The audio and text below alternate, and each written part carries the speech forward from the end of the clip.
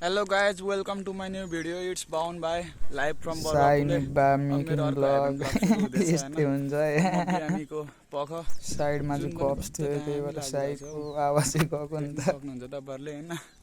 डिभाइसहरु छैन राम्रो त्यही भएर शिथिल अवस्थामा।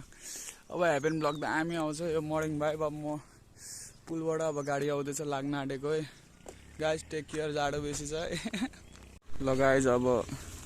बोरा बिस्तर बानेर लाग्यो हैन खोटाङतिर। पुरै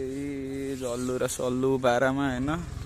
यस्तै छ यता हैन बिहान बिहानको हावा पानी जाडो निकै छ ट्र्याक्टर अब जाँदै थियो अगाडि हैन उता त्यही पनि ट्र्याक्टरमा अब के जानु कहिले गए त्यसो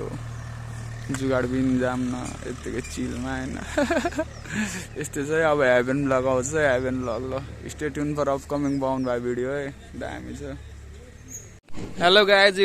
इट्स बाउन भाइ हैन फाइनली म चाहिँ रसुवा पुगेको छु हैन रसुवामा छ हैन मेरो चाहिँ यो दिक्तेल बजारतिर जाने गाडी खाना खाना रोकिरहेको थियो घाम पनि निकै उत्कृष्ट लागिरहेको देख्न सक्नुहुन्छ अघिसम्म चाहिँ क्या जाडो जाडो थियो हैन अब लाग्दैछु म बाटोको दृश्यहरू देखाउने छु आफ्नो गन्तव्यमा मजाले पुग्ने आश गर्दै हैन अब good day guys take care है त गाइज पुरै खलासी पारामा भिडिरहेको छु हैन आजको चाहिँ म है पैसा उठाउने भएको छु हेर्न सक्नुहुन्छ धुलो खाँदै हैन पुरै लागिरहेको छु दिक्तेलतिर हैन पुरै हेभन ब्लग अब आउँछ बिस्तारै हैन अलिकति क्यामेरा डिभाइस अलिकति ठिक नगर अब यसो दिमाग र बोली त छ नि के गर्नु एक दिन त पुगिएला नि त सहरमा त शिखरमा भने जस्तै अहिले चाहिँ रसु आइपुग्यो हैन गाइज रसु आइपुगेर पुरै हामी लागिरहेको छौँ होइन रसुमा भुवावाला त पाइँदैन होला होइन जस्तो हाम्रो गोरुहरू हामी देख्न सक्छौँ होइन पुरै बाटो ऱ्याक गरेर बसिरहेछन् कि हाम्रो गोरुहरू ल्याङ धुलो खाँदै होइन शिथिल रूपमा खलासी स्टाइलमा लागिरहेको छु होइन सिट पाइएन अब गाडबाट उहीँ दिक्तेल छ भने उभिएर माकोरी गाइज भोले बाह्रमा आइपुग्यो रसुवा होइन खोज्दै मेरो ससुरा बुवा होइन धुलो देख्न सक्नुहुन्छ होइन भात खाइएको छैन धुलो खाएर हिँडिरहेको छु होइन बिस्तारै त कोसीको तिरैतिर हेर्दै म आफ्नो गन्तव्यतिर लम्किरहेँ त बादल त डाँडा काँडा मेरो यो खोटाङ यात्रा पनि निकै रमणीय भयो तर मेरो देशको विकास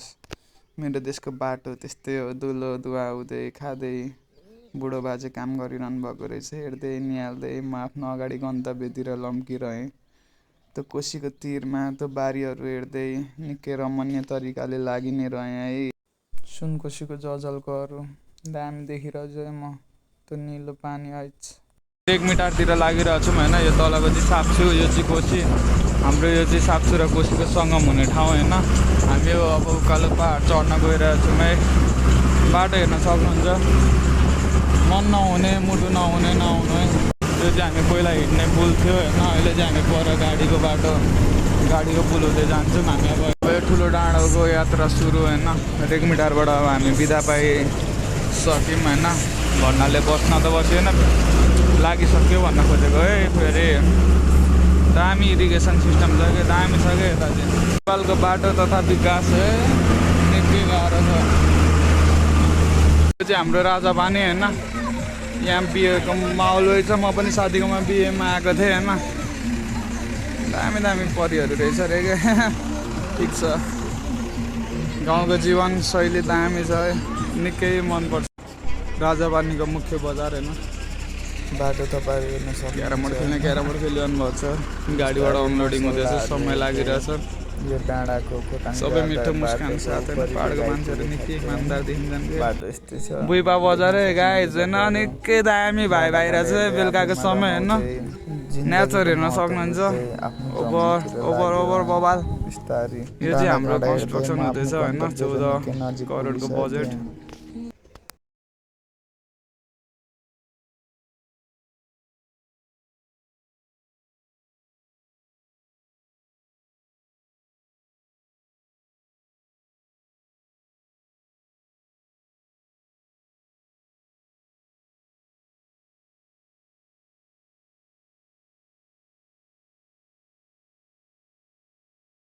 बिस्तारै म पहाडको